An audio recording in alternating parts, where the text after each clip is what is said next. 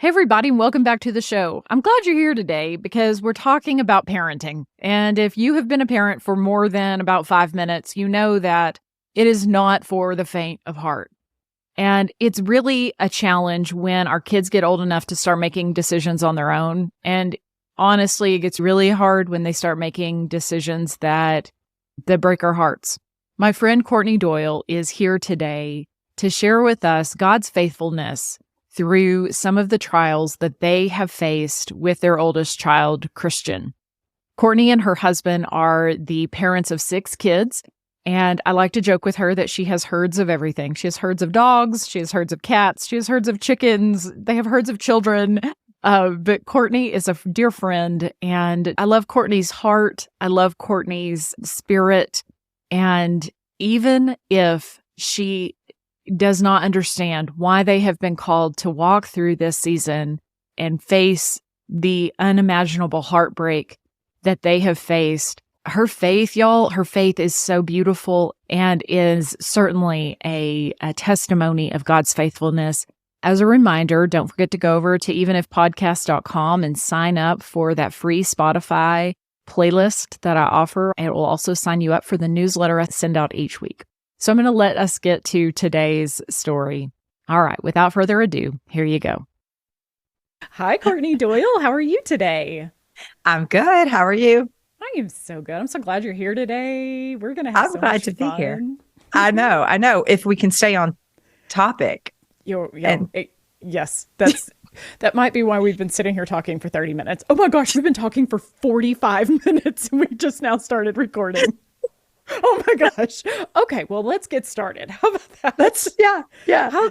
We will stay on task. We will totally stay on task. Well, I'm really glad you're here today. I'm really excited about our conversation, not in any kind of a gleeful way, because what we're actually talking about is not an easy conversation to have. And thankfully, you are very open about your family and what you guys have walked through, primarily with your oldest kiddo, Christian. You kind of faced a difficult season with him.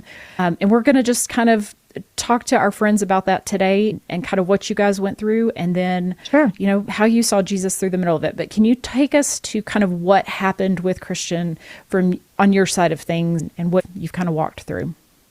Sure. So Christian, actually, I want to back up to 4th grade Christian. And at that point, we sent him to a Christian camp for 2 weeks in the summer. And he came home and I remember him laying in his bed and he was just crying. And I was like, what's wrong? Like, what happened? And he was like, I just loved it so much. There was something special about that experience and he wanted to go back. And so Christian, I want to credit as the catalyst for one of the reasons why we began to explore our faith in a different way. He wanted more. And because he wanted more, I felt like we needed to put him in a position at church or with Sunday schools or whatever we could do to give him more. And so I want to credit young Christian with the fact that subsequently to his salvation in the 4th grade, my husband and I were saved. His other 5 siblings had been saved. We've had uncles and nieces that have all been saved. And it all stemmed from his initial experience with Christ. Mm-hmm. And so I want to say that, unfortunately, when we started getting into high school with Christian, he had a fantastic group of friends. They actually all went to church together. They were in Sunday school together. These were people that, we spent the night at each other's houses, great families. And they started making some really poor decisions. And some of the decisions were based on older kids who had started to infiltrate and influence their group and not in a positive way. And as parents, we saw the wheels beginning to come off. I feel like we did all that we could do with the limited knowledge that we had on how to handle some of this. Sure. From, pulling him out of school to, changing the friend groups, monitoring everything he did. At one point I went so far, he had his own private room in the house, of course, because he was the oldest. And I moved him to the living room on the couch because I wanted all eyes on him at all times to really try to protect him from the path that we felt like he was going down. And so anyway, one poor decision unfortunately led to another poor decision that led Christian into a life where I don't know that by his own will and desire, he was able to stop the trajectory of where he ultimately ended up, which is victim to addiction. Yeah. And with the addiction has come some criminal choices that have left him penalized for the choices that he made. That's not easy. I mean, let's just be real here. Like mom to mom, and I told you this, anytime you see a kiddo dealing with any kind of an addiction of any sort, that makes moms' hearts hurt and an ache that they sometimes is hard to reach. Just, I don't have enough words to reach that. We have had plenty of addiction issues in my own family of origin. So there's a lot of compassion that I feel toward you in this. But as a mom, I have not experienced that. And I can't imagine what the range of emotions would be to walk through that. How do you, I know that sounds like such a trite thing to say, but like, what were the range of emotions that you walked through as you went through this? Oh gosh, there is no range. It's all of them. Yeah. It varies. Yeah. It varies because, and then it varies in the intensity based on the current circumstance that we're in. And so, initially it was a lot of fear, a lot of anger, a lot of how could you, why would you, as if this was a choice. And I think sometimes addiction gets lost in trash bag of mental illness, let's say, where this is a problem, this is a disease. The world says you chose the disease. But I would beg to differ. You may have made a choice, but nobody wakes up and says, you know what, today I'm going to do a little cocaine or I'm going to do a little meth. And I'm going to be an addict. No, just like nobody wakes up and says, you know what, if I eat all this sugar, I'm going to be diabetic. Yeah. But, no child chose to have cancer. No child chose to have anxiety. Nobody chooses these things. It's things that are broken in our bodies because we live in a fallen world and we live in a sinful world. And we are a broken people, and the enemy is going to use whatever method he can to bring you down. And so I'm not saying Christian's not responsible for the choices that he made early on, but I will defend the fact that I know for a fact that my son had great plans for his future. He is very bright. Yeah. He was a talented athlete. He is so handsome, and he could sell ice to an Eskimo. I mean, this kid has a gift. To know him is to love him. And at no point in his young adult life did he say, you know what, I think I want to be an addict one day. And so people don't choose addiction. Yes, they make choices, but I think that if you are pre-wired and there is a genetic component in your brain, and I have tried to teach this to my other children, and I have tried to preach this from the rooftops to other mothers and to other kids that I've talked to about addiction. The first time it was a choice, the second time it may not be. Yep. You may have flipped a switch and you don't ever get to say no again until extensive therapy and rewiring of your brain. And how do we face this? Because look, addiction isn't isolated to a substance. No, absolutely not. It's isolated to, I do this and I can never not do it again. And I will lie and manipulate, and I will do whatever I have to do to go back there. So whether it's pornography, whether it's a substance, whether it's shopping, whether it's your phone, whether it's, infidelity. I mean, like the list goes on and on. It's food, it's sugar. We all could probably sit around and go, yeah, I'm kind of addicted to that.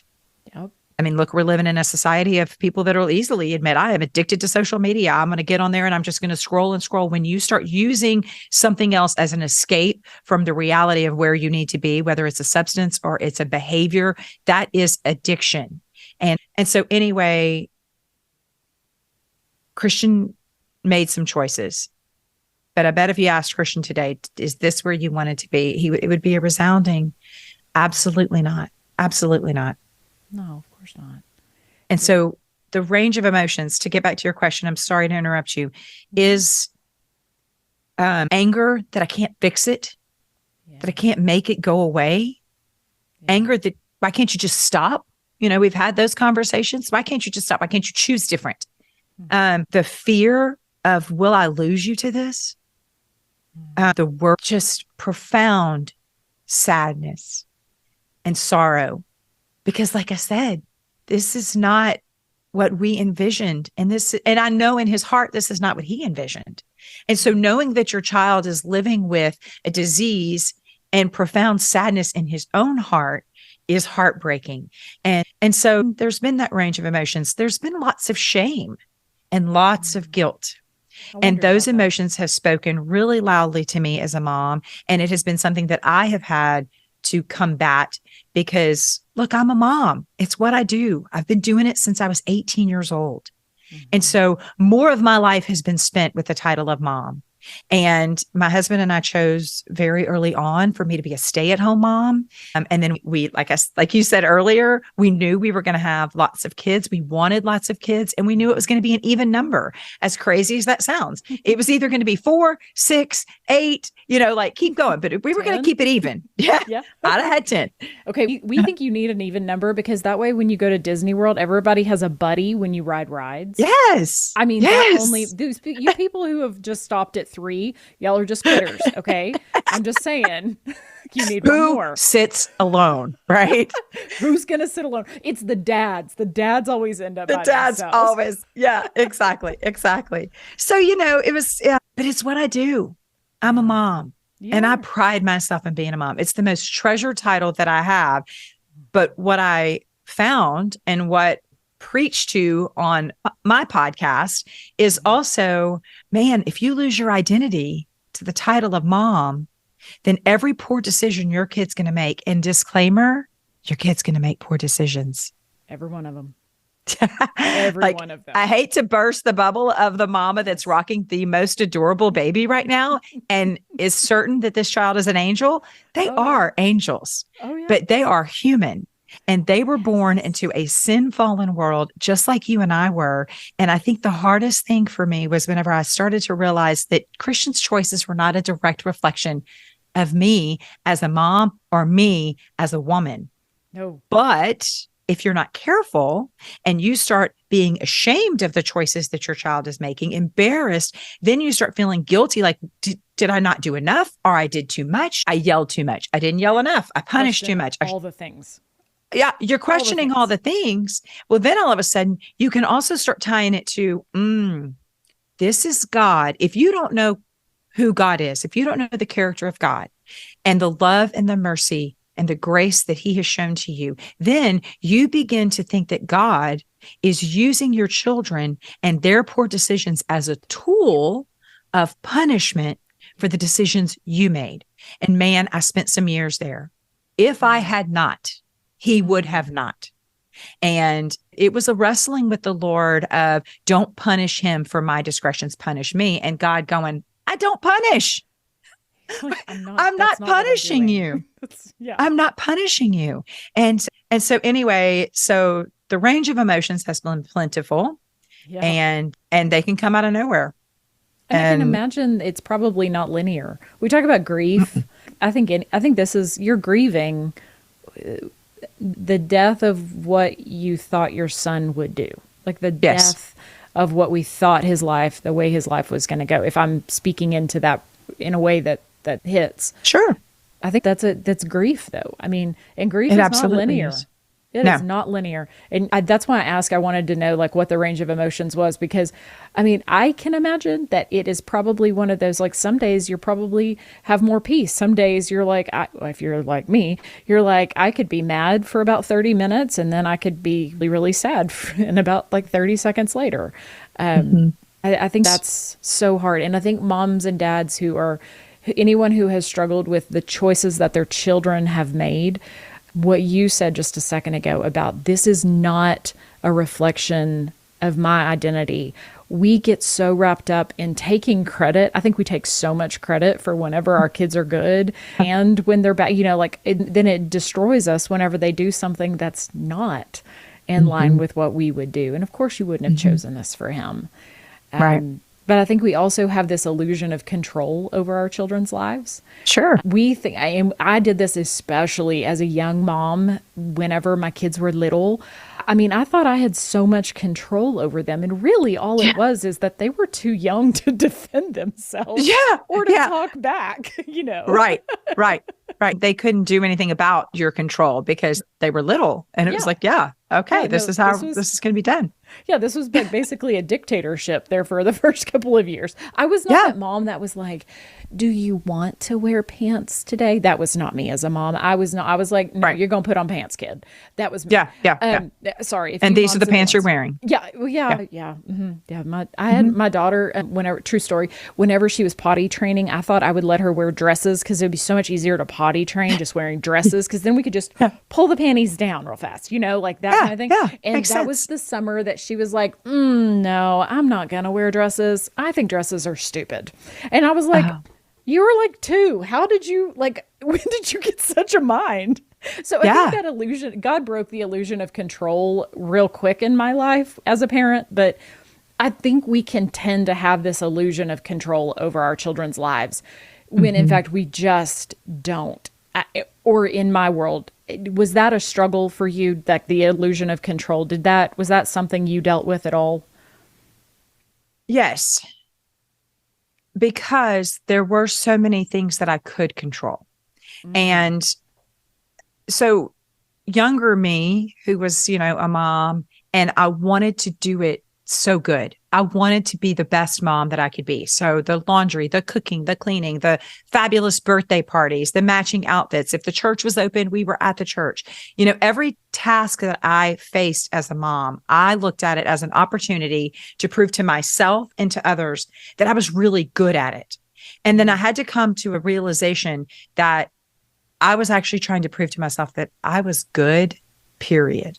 And so that's why I was allowing my identity to be wrapped up into the things that I could control and what it looked like on the outside. And, older me has realized the dangers of losing my identity to the title of mom and realizing I'm so much more than the choices that my children make. And I'm really putting a burden on my children by expecting them to define my identity when Christ has already defined it for me. And so it's a process of removing my children from the throne of God in my life. Dang. And realizing their place. Yes. Thank you for that. Sorry, I'm over here like, wow, I need to take notes. I'm serious.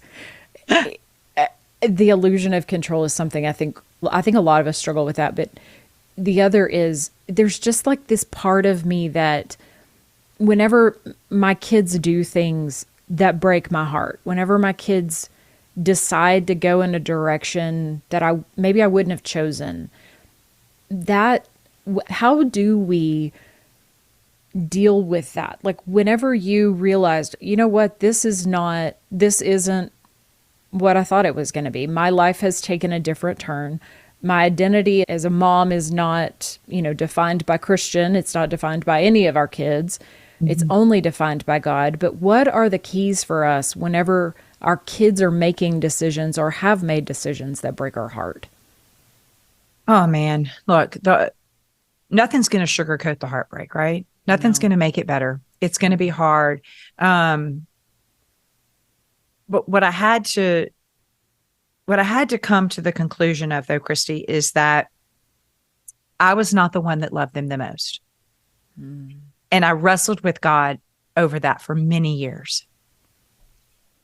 And he showed me many examples of how much more he loved him and them. And the only way I was able to believe that is for me to know how much he loved me. And so it was always a process for me to cope with this as a mom, is for me to process the love and the forgiveness and the grace that he had shown me, because then I spent intimate time with him. I had hard conversations with him. I have pitched a fit before the Lord like nobody's business. I have turned away from him. I've had huge crisis of faith. When Christian first started experiencing this trouble, it was very much not him. Like, leave him alone, pick somebody else. And I would have those honest conversations. I had a hard time sitting in church because I would look around at other people and I would be like, I know what their kids are doing. Like, why aren't you picking on them? Or look, little Miss Perfect over there. She's always been perfect. You know, maybe it was somebody I grew up with. And so there's judgmental, prideful me going, pick on her perfect child, but leave my kiddo alone, because we'd already been through some things that were hard. And so it just felt so unfair that he was going to have to experience this hardship. And I remember standing in the driveway of my home and having a conversation with my father. And there was a situation we were facing. And my daddy looked at me and he said, you need to fix it. You need to fix it. He can't be defined by this. And I realized in that moment, A, I could not fix it. And B, who am I and who was my son for me to fix it? And I had this vision of Mary standing on the sidelines. Don't you think for 1 minute she wanted to fix it? Absolutely. She wanted to stop the trajectory of Jesus's life. She didn't want that. No. And we know she didn't want it because you see all the emotions in the story of Mary, from the birth, from protecting him in the womb, from, you know, her going back to the temple when he's lost. Mary had all the same emotions that we do as a mom. Yeah. And so if she could have changed the trajectory of Jesus's life, she would have. She would have. Oh, yeah. She didn't. And she was obedient, and she surrendered the trajectory of Jesus's life into the hands of the Lord, and she got through it. And look, I haven't had a talk with her, but we're going to have a chat one day. But this is how I see it, because she knew who God was, and she knew that his plan was so much greater than her plan, and that his love was so much greater than her love. And so in surrendering these bad decisions that our kids make, so it's a true surrender of, do I believe that God loves them more than I love them? And do I trust him with them? You know, Jochebed puts Moses in his little basket and she sends him down the Nile. And we hear the story all the time, right? About people saying, you know, gosh, the obedience of Jochebed, she protected Moses for 3 months, but then she sends him down the Nile. And what I envision is not her putting him in the Nile and pushing him away. I envision what it felt like to walk away. At some point, she had to walk away from that river. Yes. With no understanding. She had no idea that Pharaoh's daughter. Remember, she made her daughter watch and what we assume was going to be a crocodile snack. Like, she could not bear to watch. A, that poor kid was about to have some major trauma had God not intervened. But B, like, her heart was so on display. And how heartbreaking is it to know that you have to, at some point, let go and say, I can't control this. You know, and we were talking about an illusion of control. There are things, I mean, when they're little, I think we can put up baby gates and we can control who they play with. And all you young mamas, you know, I hear the phrase all the time, little kids, little problems, big kids, big problems. And the bigger my kids get, the more I understand that. Because it's true. We think we can control it and we just can't. And whenever we have to stand on the sidelines, or we have to just give them and say, you're making your own choices here. You had absolutely no control over whether he did drugs or whether whatever he was doing. I honestly don't even know what he did to end up in jail. I just assumed it was he got arrested for drugs. But we have no control over that. No. None. No. What is it now? And the question that I thought about when I was thinking about this conversation was, what has this been like with you and your husband, and what has this been like with you and your kids? And those are probably two separate questions.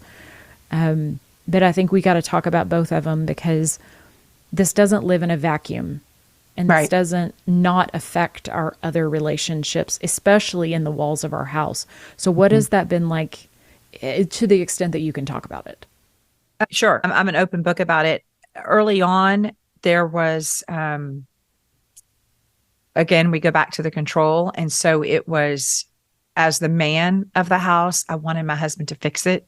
You know, you're the man, he's the son. Like, how do we fix this? How do we make it right? And then I'm putting a burden on my husband to do the impossible. Right. Just like your dad. Yeah. And so, you know, our other kids were really young. And so we had to be very protective of the conversations that we had with Christian, the conversations that we had with each other, because they would not have understood that. And so we had to spend a lot of time getting alone.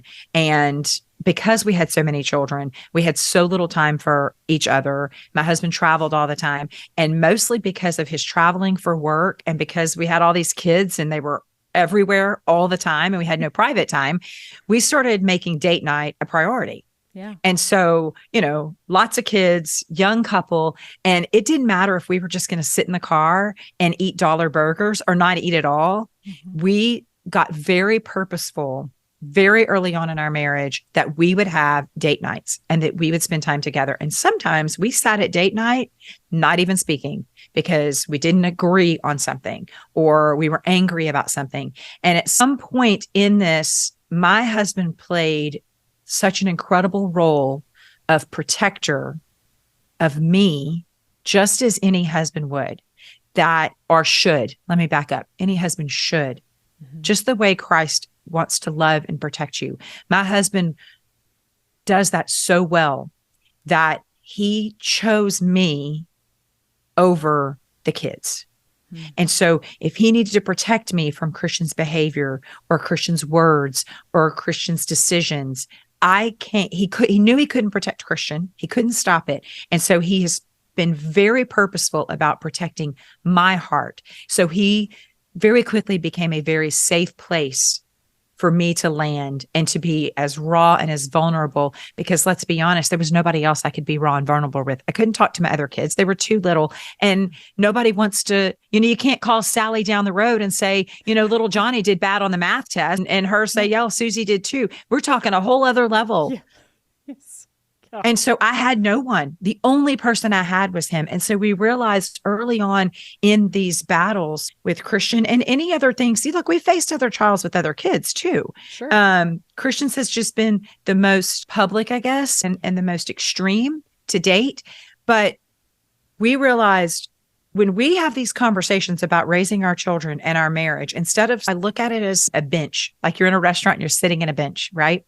Okay. And instead of sitting across from each other and having these conversations and feeling like we're battling each other about the decisions we make about our family, we're actually sitting on one side of the bench. We're locked arms, and the person on the other side battling us is the enemy.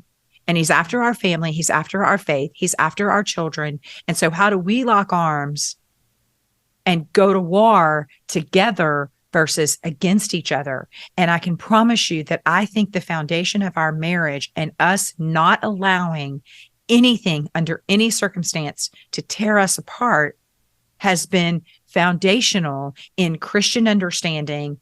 I have a solid foundation to land on. And our other children, I mean, if you ask my children, who does your mom love the most? They're going to go, Jesus. Who does she love second? Oh, my dad. I mean, like, there's no question in any of our children's minds that Scott and I come first. And so we have argued. Don't get me wrong. We have had some arguments. Yeah. No, it has not. But we have consistently come back to, this isn't you and me against each other. No. This is us together facing a really difficult challenge. And how do we protect each other's hearts, and how do we protect each other's minds and emotions through all of it? As far as the other kids have gone, this has not been easy. They each battle and process what we've gone through as a family on their own and very differently. And the thing that I've learned is I have to respect where they are. And so if they are super emotional and they need a place to cry about it, or they need somebody to talk to, we're very open in our home about, let's get counseling. Let's talk. This is not a taboo thing. I want every single person in my family to have an outside person that's not mom and dad, a safe place to talk about how they're feeling. Because with this situation, the kids have been very protective of us as well. So they don't sometimes want to come to us with their sadness or their anger because we're protecting mom. Like, we don't want to bring it up because we don't want to hurt mom and dad's feelings. We don't want to, talk about it. And so I've tried to tell them, you don't have to talk about it to me, but you can feel whatever emotion you want to feel with regard to your brother, and it is honored and it is respected. Yes. And so if you were mad at him and you have chosen to never speak to him again, that is your right. We are not going to force a relationship until the healing happens between you and him, because these are individuals and I can't tell them how they feel and I can't tell them how to process it, but I can respect where they are. That's what we've tried to do.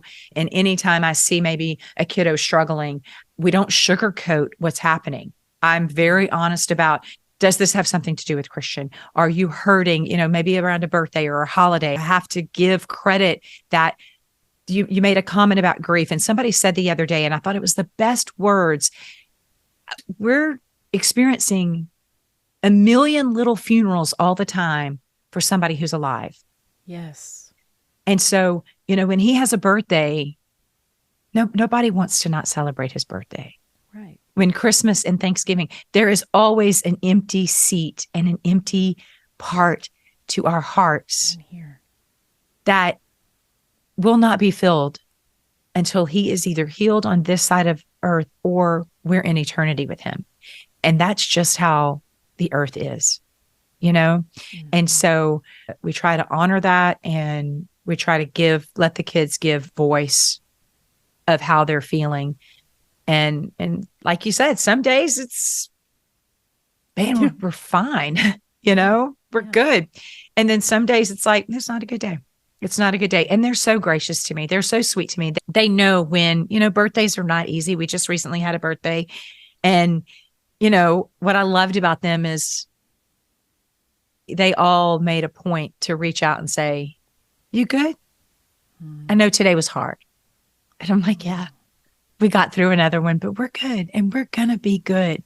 Yeah. And I try to express to them, and I don't know that I always do it perfect, but I had to come to a place, Christy, to find the peace that I required to sleep well at night, to not live in fear, to not parent from fear. Man, that's been hard. That has been hard to not parent my other children from a place of fear. Of, are they going to do the same thing? Are we going to go down the same path? And like, I need to let them screw up their own screw ups and not label them as, oh, well, you're just like Christian. And so I try to, the talk about Christian in our home is not all negative ever, ever. He's got a problem, but you know what? He is fantastic and he is smart and he was a fantastic artist. I just told our 12-year-old the other day, I was like, gosh, you remind me so much of Christian. And I kind of saw it in his face, like, oh, yeah. And he was like, what? And I was like, oh my gosh. I was like, he was a fantastic artist. And you have the same gift that he had. And he would be so proud of you if he saw some of your drawings. And one day, you're going to be able to show those to him. And he was like, oh, yeah. Christian's not the bad guy in this story. No. He's not the bad guy. Thank you for saying that. I mean, they make choices that break our hearts and somebody who has done that, but that doesn't make them all bad. No. Yes. Okay. So I don't know if you know this about me. I think some of my listener family knows this about me, but I had a very tenuous relationship with my mom. We had difficulties throughout our relationship, but I finally came to a place where I could see that not everything that she did or all of the traits that she had, not everything about her was bad. She was an incredible cook. She was an incredible hostess. She had this larger than life personality. She was so creative. There was this list of all these things that she was so wonderful about that. you've got to learn, though, that, I mean, they're a whole person. That's just one component of them. You said something when you were talking about you and your husband, about how you guys decided to link arms and sit on the bench together. I think you have no idea what a powerful reminder that's going to be for some people that are walking through it right now with their kids, because often I think the first thing that people do whenever they're struggling with a kiddo inside anytime the parents are struggling with what the kids are doing, a lot of times there is finger pointing, or there is, you could have done this, or why didn't you do this? Or, well, you were the stay-at-home mom. You could, I think of all the things that we could talk about if that happens. So for the fact for y'all to go, nope, we're not going to let the enemy have a seat at our table in that regard. No way. Kudos first. Kudos. Thank you. And that's the way that I think a lot of us, we can pray whenever we know we have friends. If you're not in a season of struggle with your own children, we have friends who have recently been walking through something with their daughter. That's how we pray for our friends that are walking through it. If you're not personally, is you pray for their marriage. You pray for them. And then you also talked about, and I just have to speak to this because it made me smile, is that you're telling your kids, it's okay to feel what you're feeling. It's okay. And I think the temptation in a world that views weakness or imperfections, our world says, oh my gosh, your children should be perfect and Instagram worthy. And, we should always be coordinating matching outfits. And I'm like, no, we're lucky if our underwear are clean. My kids' outfits match too prior to Instagram. And look where we are. Exactly. Yeah. Oh, that's not a predication of whether or not your children, how they're going to turn out. No, it's not, absolutely not. There's nothing to do with it. But I love that you're not saying we have to sweep this under the rug. We have to keep making this Pinterest worthy. We have to make this look. I don't know if that was ever a temptation, but it's obviously not where you are now. Absolutely. But it's where Masquerade of Motherhood came from. Well, that's where the podcast came from. I assumed it did. Like, we're going to take off the mask and we're going to say this is actually reality. Yeah. Look, I was raised in a very loving home. So my husband and I both had examples of parents who loved each other very much. And my mother-in-law would still be married to my father-in-law had he not passed away at 55. And my parents are actually 87 this week, my mom, and my dad's 89. And they are still married and happily married and precious, absolutely precious. I got 60 something years of marriage. Wow. Like, it's mind blowing. That is amazing. One of the things that my mom was an only child. So my mom had no other siblings. It was just her and her mom, who was a single mother back in the day, which, was taboo, and who raised my mom. And then there was 4 of us, and we were all really close to my mom. We were her best friends.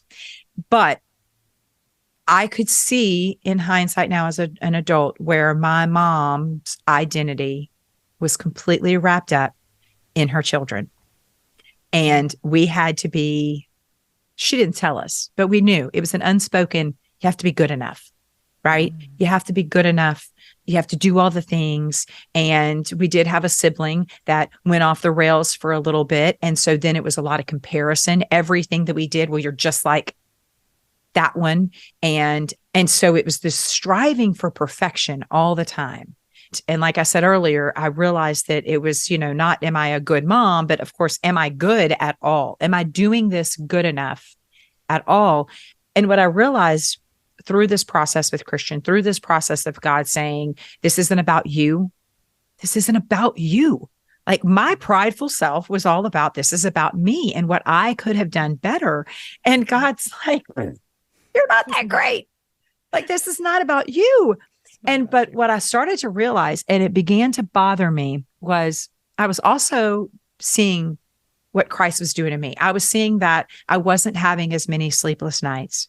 I wasn't, crying spontaneously as much. Things weren't I was coping much better. And I was, oh my gosh, did I just feel joy? I'm feeling joy and sorrow simultaneously. Of course, I'm sorrowful for where he's at, but look at all this other life that I'm celebrating and I needed to celebrate. And so when I started to realize things that were happening in my life, and then outsiders, people would see pictures of our family and they would say things like, "Oh my God, girl, you have it all together." Have a just want to go. Yes, I do. And I was in a very public position in our community. So people knew me and my hair kind of gives me away, especially if you put me on billboards and magazines and things like that. And so a lot of people thought they knew me. And so when they would see this external Instagram picture or Facebook picture or whatever, it was like, "Gosh, you have it all together. Girl, I don't know how you do it." And the more I got those questions, they started feeling really icky to me. Because what I wanted to tell people is, I'm not doing anything. I'm a hot mess. I didn't want to get up today and get dressed. I wanted to stay in bed and be depressed and cry and, pound the fist on, "Why are you picking on my family?" And this wasn't just about what Christian had been through. We've lost our home in a hurricane. My husband's business was lost. There's been lots of other challenges that were, serious as well in our family. And so, and I realized in that moment that I was masking the reality of what was happening in my world. And simultaneously, I had put a mask on Christ's work in me. And so what I say is, he didn't ask to be invited to my masquerade ball. And so whenever I came to a realization that he is worthy to be professed from the rooftops as the Savior and as the Redeemer, then I needed to quit masking him. Yes. And then I realized, you know what? Everybody's like, "Girl, how do you do it?" And then I would have random people that would message me, not knowing my story, but would ask me for advice on their children. And numerous people would reach out and say, "Hey, I haven't told anybody, but Susie or Johnny," and I'm sorry for Susie and Johnny's. I don't know why I always use that word, but those names, but like, this is what we're facing. And a lot of times it was kids who were facing poor decisions. Maybe it was drug related or whatever. And then I would go back and go, "Well, actually, I've walked that road too." And they'd be like, "What?" No. Yeah. And so what I was saying about my parents and about my mom is that they were really good at keeping secrets, because my mom's identity, unfortunately, was very much wrapped up in the success and the failures of her children. And I was parenting from the same place. And when I realized that secrets make you sick, I didn't want to be sick anymore. And so I decided, I'm going to be real honest and I'm going to be real vulnerable and I'm going to be judged for it, but I don't care, because my ultimate judge is in heaven preparing a place for me. And so I quit worrying about what everybody else thought. And I started worrying about, you know what, if this is how the story is going to end. Because let me back up. I started writing a book. Christian had been incarcerated and I was so alone and I was so sad and I knew nobody that I could talk to other than the Lord. And I was waking up in the middle of the night, just a mess and crying and like, "Send me somebody to identify with." And God was so gracious, as he always is. And he was like, "All right, let's start with Eve." Wow. Well, what do you mean? Eve was a sinner. She was with Adam. No, let's talk about Eve as a mom. Yes. How do you think she felt? Well, then I began at Genesis and I began reading through stories of scripture of moms and looking at them from a mother's point of view, not a woman's point of view. And it is drastically different when you look at their children and you're like, "Oh, he did that. Oh, and then let's look at Rahab and Boaz. Wait, she was that? And she got that? Well, look at that. All of a sudden, your identity is not wrapped up in your children. Nope. After all." Nope. And so that was when I realized, you know what, I need to take off the masks and I need to let God do with it as God chooses to do with our story.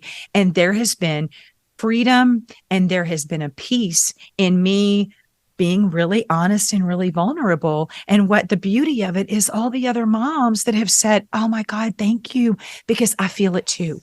Like, we're in community because we're supposed to be in community. But when we all live behind masks, we can't see each other. We're lying to each other. We're all living in this facade and these lies. And, I told somebody earlier today in an interview, Some of the best testimonies are really hard. I mean, let's just go through some pastors and some Bible teachers and some people that I think your listeners could say, I identify with, or I love everything that's coming out of their mouth. Let's look at their testimony. Oh, yeah. I bet 90% of them can't say I lived a sin-free, perfect life and the Lord has just, like, come on. We've all got hard things that have happened. And do I want my children to, at a very young age, accept Christ because mommy said accept Christ and life is going to be just unscathed? Sure, that sounds fantastic. But you know what? My children are never going to know how dependent they need to be on God until they are completely dependent on God, removing me as their mother.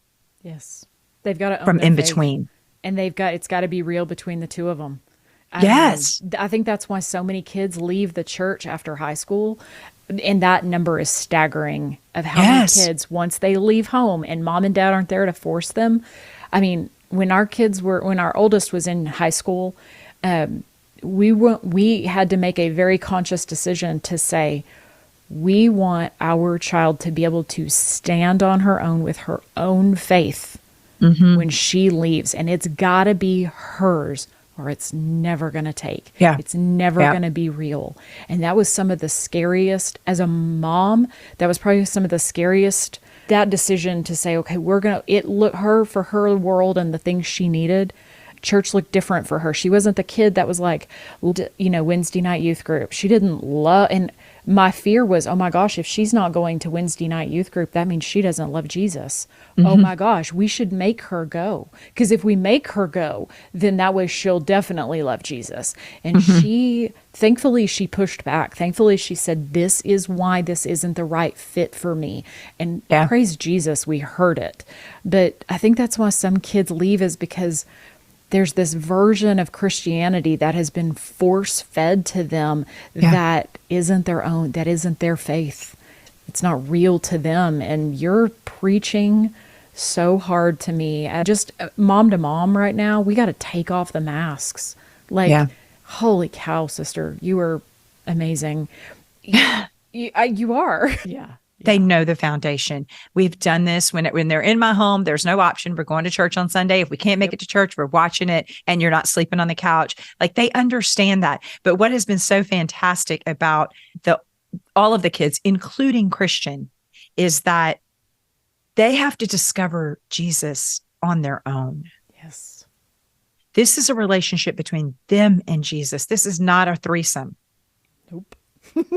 Or a foursome, and I want nothing more. Sure, I want you to be successful. I want you to get married. I want you to have kids. I want you to have a job and get off of my payroll. I want some grandbabies. Like, come on. But I want more than anything to see you in eternity. Yes. Yeah. And I want more than anything for you to know Jesus the way I know Jesus. And you know what? I only know Jesus the way I know Jesus because I've been through some really icky, hard things. And that is hard as a mom to say, oh, you're going to fall. You're going to stumble. It's going to get ugly. But you know what? I tell my kids all the time. I'm very open with my kids. Man, screw up. I want you to screw up. And I want you to know that when you screw up, there is no judgment here. You are still equally as loved. You are forgiven. There is nothing that you can do that will separate my love for you, because that is the example that I am setting of Jesus's love for them as well. That's where it's a threesome, because I'm teaching them. I may not like it. Like, I don't like the choices that Christians made, but I don't love him any less than I did the day he was born, despite his choices. And so that's hard, because parents start going, yeah, but if they screw up, it's a direct reflection on me. And not only are parents saying that, but society saying that. Like, we need to quit judging each other for the decisions of our children. And we need to come together and go, I'm sorry that your child has made that decision. That must be hard for you. How can I pray with you? How can I encourage you? How can I be there for you? Yep. And so many of us don't have that safe friendship or that safe community to land and say, girl, my kid is messing up. And or I need somebody to come along. People and you're too prideful to talk about it. So you need to stop being quite so freaking prideful and start talking about the real stuff, because we've got a lot of people that are our friends, but we don't talk about real stuff with them. Yeah. And so you're exactly right. Okay, tell me this. How are things with you and Christian like now? What's that relationship like? So Christian, unfortunately, is incarcerated right now. We are not 100% sure the time frame of how long he will be there. When upon his most recent arrest, and he was facing a court date, we, meaning my husband and I, we have made the decisions of bailing Christian out. We have hired attorneys. We have paid for rehabs. We have done all of the things leading up to this most recent incarceration. It had been 2 years since we had spoken to him, and we could get signs of life from either siblings that would reach out, or every now and then he would respond to one of us, because he didn't have a phone. It wasn't like we could reach him. And so we made the very difficult decision when he came back around and wanted freedom, which I know he so longs for, to share with him that this was not a freedom that could be bought anymore. And so we were not in agreement to hire an attorney. We were not in agreement to bail him out. And we were not in agreement to, if we had done, those steps, send him to another rehab. Due to his age, he has the freedom to walk away from that. This is not something we can want for a Christian. Nope. He's got to want it for himself. And so again, this was a conversation that my husband and I had, and Scott, being the protector of me, is very happy to say, I will do whatever you want me to do. What do you want me to do? And I have to be real vulnerable, because then sometimes I'm like, I want you to fix it, like pay for it, get him out, do the things. And I have to step back and look at him for his guidance as my husband and as my caretaker in some of these emotional decisions that I want to make, and say, what's the best thing? And sometimes we don't know what the best thing is. We just make the decision based on what we know today. And what I knew in that moment of him going to court is, number one, I now know you're safe. I mean, is prison safe? No. But is it a roof over your head when nights are cold and I'm laying in bed going, where are you sleeping? Yep. It's a safe place. Somebody's feeding you. That's a safe place. I know that God can meet you inside of prison walls. I've seen him do it. True. And that's what I pray for. Send somebody, anybody, to reach him inside of those walls. And there was this piece that, leading into that court date, not only had our immediate family cover that in prayer, but I have been blessed with a lot of prayer warriors. And because of the podcast, I know that I can post things on social media and say, will you pray for me? And the people that respond, I know when they say, we're going to be praying, they really are going to be praying. Yes. And so going into that day with court, the prayer was, Lord, do with him as you please. Man, that's a hard place to come to. That's a hard surrender. Lord, do with him. I'm now Jochebed, and I've pushed him down the Nile, Lord, and I'm walking away. I need you to do with him as you please. And so when he called with the results of that court date, and he was, very upset that we had not helped, I had such peace about the fact that it was covered in prayer, and I was not going to go against what God ordained. And that's what it felt like. It felt like if I was going to choose to intercede again, that I was continuing to play savior in his life, and I am not his savior, Jesus is. No. And so upon telling me what the sentence would be, my response was, I have peace because it's been prayed over and you're alive. And if we have to go the next 2 years, 10 years, whatever the sentence ultimately ends up being, I'm at peace with that. Because I know that God is good, and he hears my prayers and he hears my cries, and he is present in this situation. He did not prefer that response from me. That was right before Mother's Day, and we haven't spoken since. And that's okay. Yeah. He can feel the way he wants to feel. Oh, yeah. He can too. Just like your other kids can. Yeah. Exactly. You can be angry with me. You can be hurt by my decisions. I respect that. You don't have to talk to me. I will still send, I've sent letters on his birthday. We've done things like that. There is somebody that does communicate with him. I've tried to communicate through her and say, hey, just let him know happy birthday, or we love him, or whatever. Look, Christian knows that he's loved. Yes. There is no question that he knows that he's loved. I know that I did a good job letting him know that he is loved. And if Christian comes out of prison and he says, you know what, I don't want a relationship with you or this family, but I am healthy and I am whole, I am actually okay with that. I just want him to be the man that I know God created him to be. And that may mean that I'm not part of it. And I'm actually okay with that too. And so currently I have not heard from him, but that's okay. That's okay. I can hear the peace in you. Yeah, you can. And sometimes as a mom and dad, the hardest thing we do is love our kids without giving them what they need. We give them, or without giving them what they want. Sometimes it's giving them what they need. And I hate I don't like the phrase tough love because I just don't like the way that sounds, but that's neither here nor there. But sometimes it's about saying to you, I want more for your life and I can't rescue you again. And I love you, but you've made these choices and these are their consequences. These are the consequences of your actions. And there's nothing wrong as a parent in fact, the parent who continues to rescue, we have a term for that. It's enabler. The phrase, I mean, if you're the enabler, they can't hit rock bottom if we keep saving them. They can't get to the place of only having him to turn to if we keep being that for him.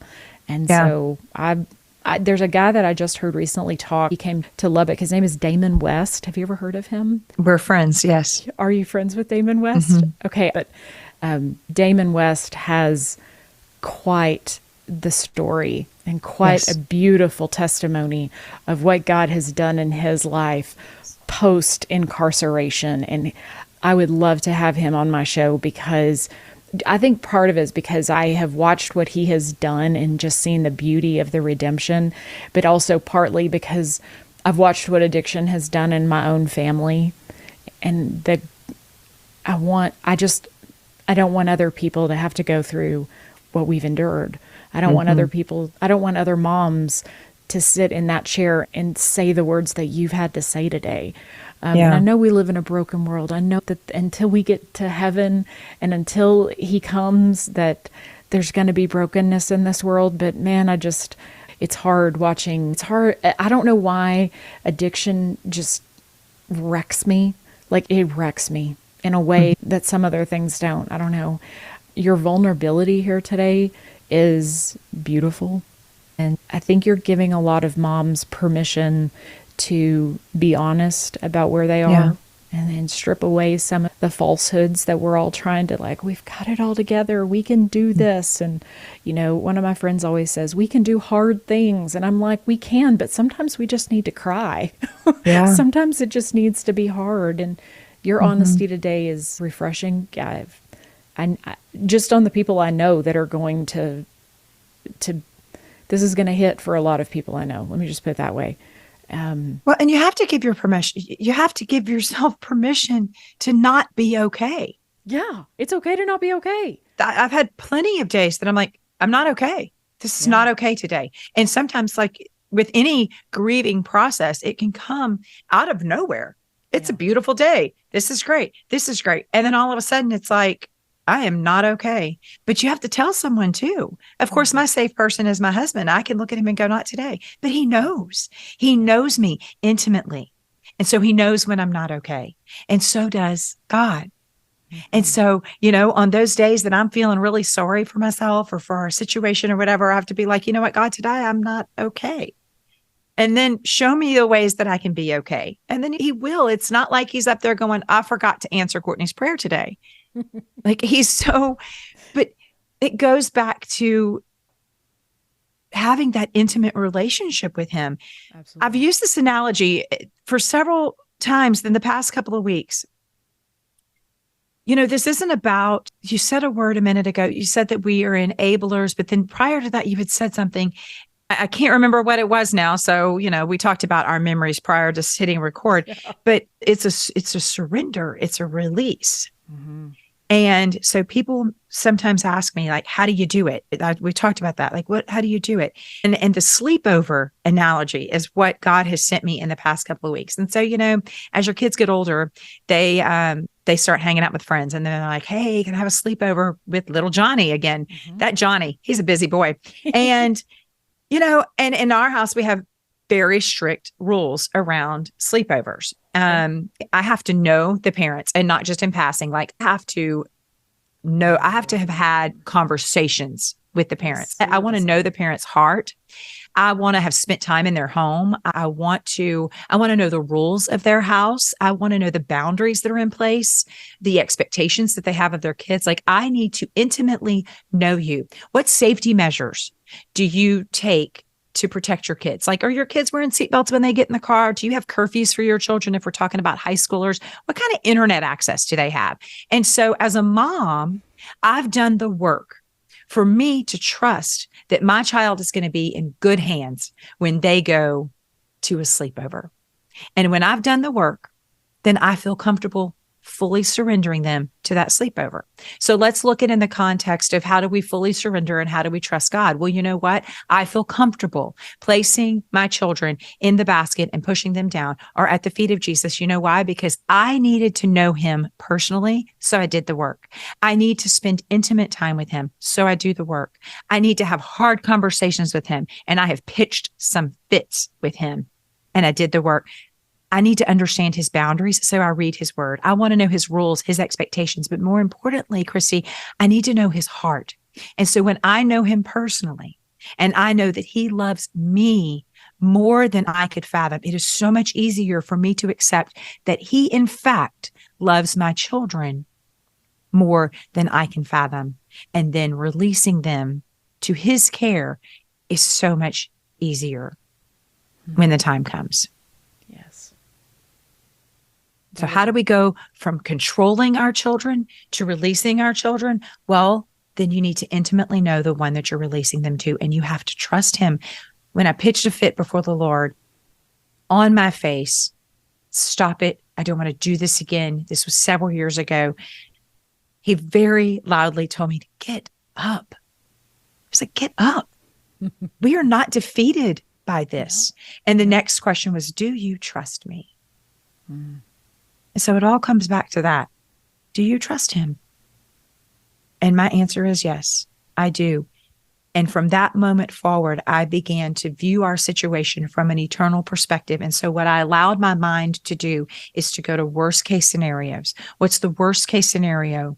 Not just with Christian, but with any of my children. I mean, I've got children driving around town. I mean, I've got 4 others that all have vehicles, and they're riding around, in college. They're making decisions in college or whatever it may be.